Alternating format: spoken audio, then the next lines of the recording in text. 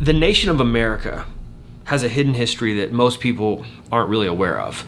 There's a lot of conspiracy theories and a lot of ideas, but in reality, America, we have evidence that America, before it was called America, that it was known as this great Western Hemisphere.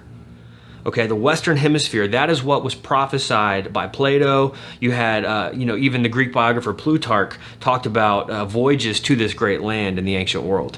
So really, you got to get past this whole American mindset of Christopher Columbus and the Native American Indians. Governor DeWitt Clinton, former governor of New York, he was also held a prestigious role at the New York Historical Society.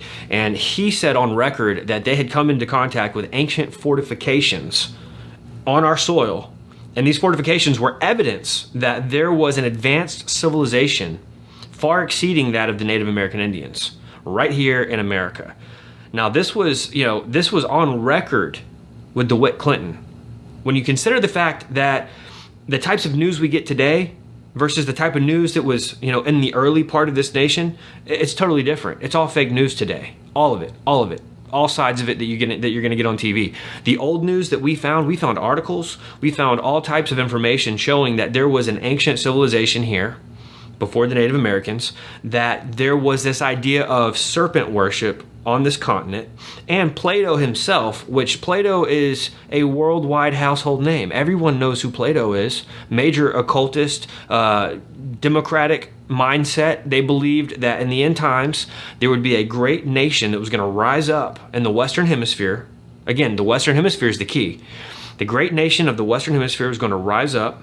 It's going to take its rightful place as the beacon of light that was going to rule the world. It was going to bring about a philosophic empire, a one-world philosophic empire, and it was going to be utilizing the creeds and the beliefs of the old pagan world. What does that mean in modern terms? It's going to be a resurrection of the old religions, the Babylonian mystery schools, the secret societies, the gods of old, possibly a reference even to the 72 fallen angels. When you start talking about the divine council, that there was going to be a resurrection of these things, a revival of these things, but specifically that this great nation. Now, when you look at the nation of America today, we literally fulfill so much of what the scripture teaches about this great whore of Babylon. And we break all this down in our film specifically so people can see history lined up with scripture. Why doesn't America show up in the Bible? Well, we believe it does. But you have to have eyes to see and you have to have ears to hear. You also have to have a better understanding of this nation, America. Now let me take you back to some of these ancient views of America. The idea was we were going to be that nation that was going to bring about this democratic commonwealth to the world. Democracy, that was the goal of the ancient philosophers. Democracy was actually an occult view. Now, this might shock some people watching this video, but democracy is an occult view. It's all about bringing together a certain type of system. Now, you start studying the end times, you find out it's a beast system that's a control grid set up for everyone to be living under one basic ruler. Now, think about this. The Native Americans, we have evidence now that Native Americans that were here, not all of them, but by large, they had secret societies that were literally ancient forms of Freemasonry within their Native American tribes. Satanic rituals, blood rituals. We even have evidence of underground kivas, temples, which I'm sure you're familiar with when you get into the whole Four Corners conspiracy. All these things taking place on American soil. But interestingly, we find out that the God who they revered and worshipped, again, not all of them, but by majority, we're dealing with a serpent god, a plumed, feathered serpent god. The same god shows up in Mexico under the name Quetzalcoatl. You go down into Quiché. In Quiché, they called him Gucumatz, and then in Peru, they called him Amaru. Amaru is the root of the word America. Amaruca literally translates over the land of the plumed serpent. Now, when we get into Ephesians and we understand what spiritual warfare looks like, Paul tells us we're not wrestling with flesh and blood. We're actually wrestling with principalities. Okay, these are fallen angel entities over nations, over land, over different areas.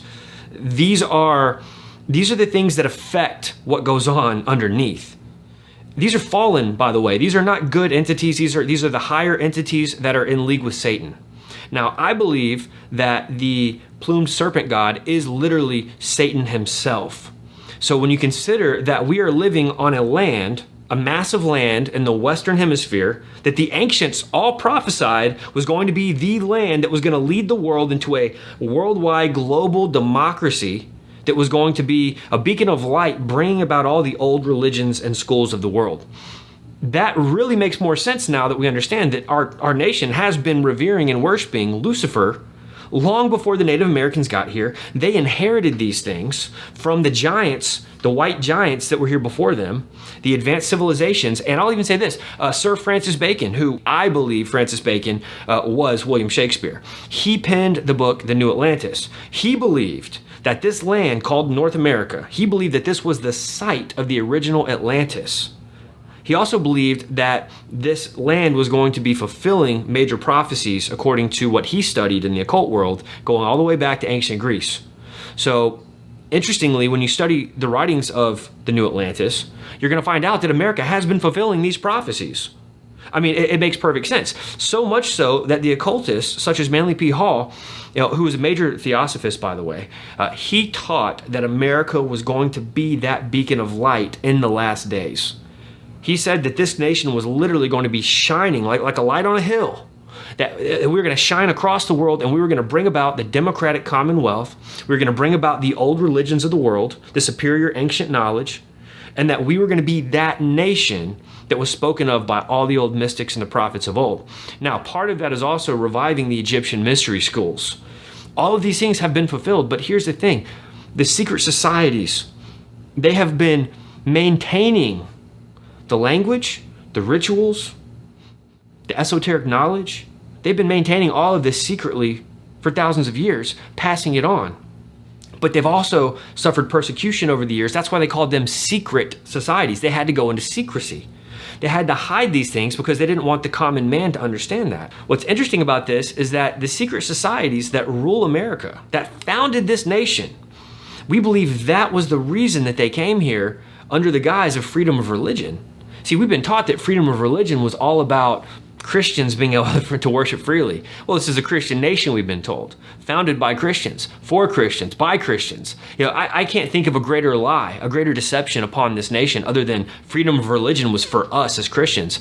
Furthermore, we have come to the conclusion that the freedom of religion was a cloak that would allow all the secret societies to come and operate freely here, and even to set up policy. A lot of the policy that we've seen over the years was set with the mindset of protecting the secret societies, allowing them to get where they need to be so that they can operate and they can call down the gods of old.